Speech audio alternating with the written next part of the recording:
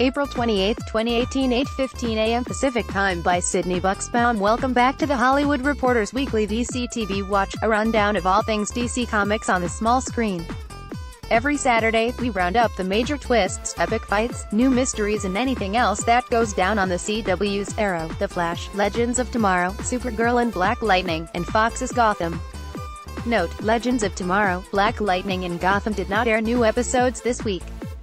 Supergirl Surprisingly heartfelt. Despite Supergirl nearing the end of the season, which means the action is just starting to ramp up, the CW's superhero series took the time to explore not a comic book issue but rather something that almost all viewers can relate to in the real world.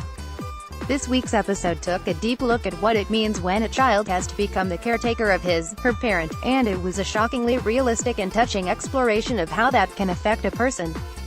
The spotlight of the storyline was focused on John David Harewood and his father Myrnn, Carl Lumbly, when Myrnn started to suffer from a Martian version of dementia, but Supergirl made sure to touch on other characters' experiences with it as well.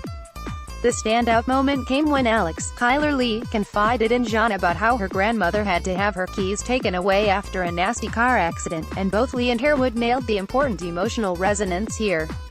While not necessarily something usually explored in the comic book genre, the fact that Supergirl took the time to represent such a heartbreaking and realistic experience most will go through at some point in their lives is impressive.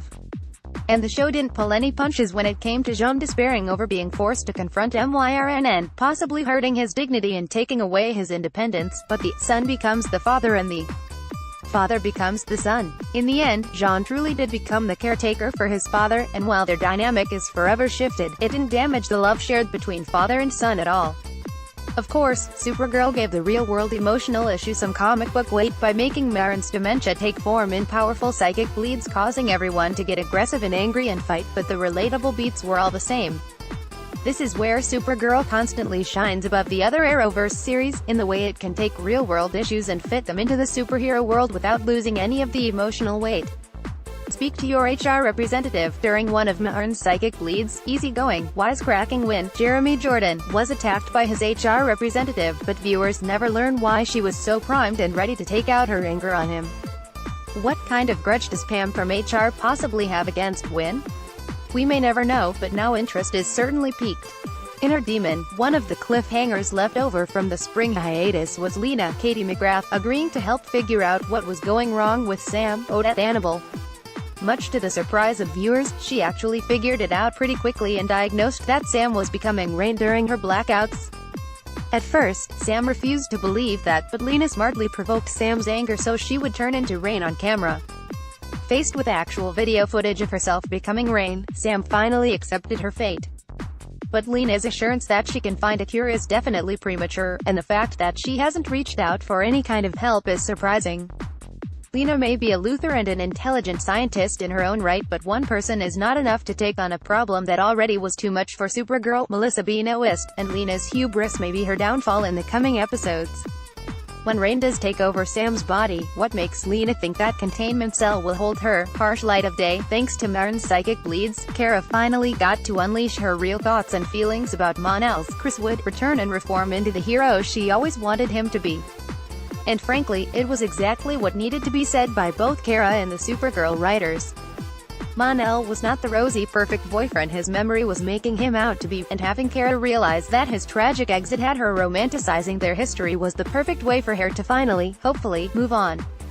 If Supergirl can avoid the inevitable romantic reunion and allow Kara to find happiness without Mon-El, that would be a creative win for the show. The Flash, the Thinker's downfall. As THR has predicted multiple times throughout this season of The Flash, the Thinker's, Neil Sandilands, downfall is going to be his abusive and hurtful treatment of his loving and loyal wife Marlies, Kim Engelbrecht.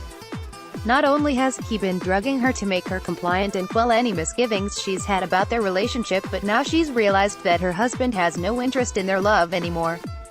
He claims to have pushed aside all primitive cognitive entanglements, like emotion, and has no time nor desire for anything as trivial as feelings. The heartbreak was clear on Marlies' face that she's realized she's lost the man she loved, and Clifford is no more. There is now only the Thinker. This is going to be the key to Team Flash's inevitable takedown of DeVoe, as he stopped drugging Marlies when he saw how much happier she was when he was back in his own body. With a clear head and broken heart, she's now finally able to break free of the Thinker. The only question is, how long will it take her to do it, and will she be able to stay out from under the Thinker's spell long enough to help Team Flash? Arrow miracle save. After Ricardo Diaz, Kirk Acevedo successfully took over Star City, one of the first items on his to-do list was revoke Oliver's, Stephen Amell, bail and move up his trial to next week's episode. On the one hand, this continued dance with Oliver's trial has gotten a bit too repetitive, but on the other hand, cutting short the wait on Oliver's fate is truly a blessing. Finally paying off. This season's long story about his public guilt or innocence is what Arrow needs right now. And based on Amell's social media activity in the promo for next week's episode, Tommy Merlin, Colin Donnell, is somehow returning to Star City to save Oliver from spending life in prison. The Hail Mary in Oliver's trial seems to be Tommy breaking into the courtroom wearing the Green Arrow hoodie and unmasking himself, proving Oliver's innocence. But what version of Tommy is this? Logically, it can't be Earth 1, original Tommy, since he very clearly died on screen in Arrow's Season 1 finale.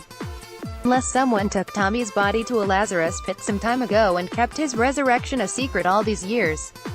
That was actually the popular fan theory back when Prometheus' identity was still a secret, but that reveal ended up being Adrian Chase, Josh Segarra, instead. This Tommy could be another Earth's doppelganger like viewers got to see in the Earth X crossover, but the biggest emotional payoff would be to bring the original Tommy back from the dead for the most impactful reunion yet. And making the resurrected Tommy a hero working to save Oliver from spending life in prison would be even more of a beautiful return than making him a big bad. Gotham airs Thursdays on Fox. Supergirl airs Mondays, The Flash airs Tuesdays, Arrow on Thursdays, Legends of Tomorrow will return for Season 4 and Black Lightning will return for Season 2, all on the CW. Arrow, The Flash, Gotham.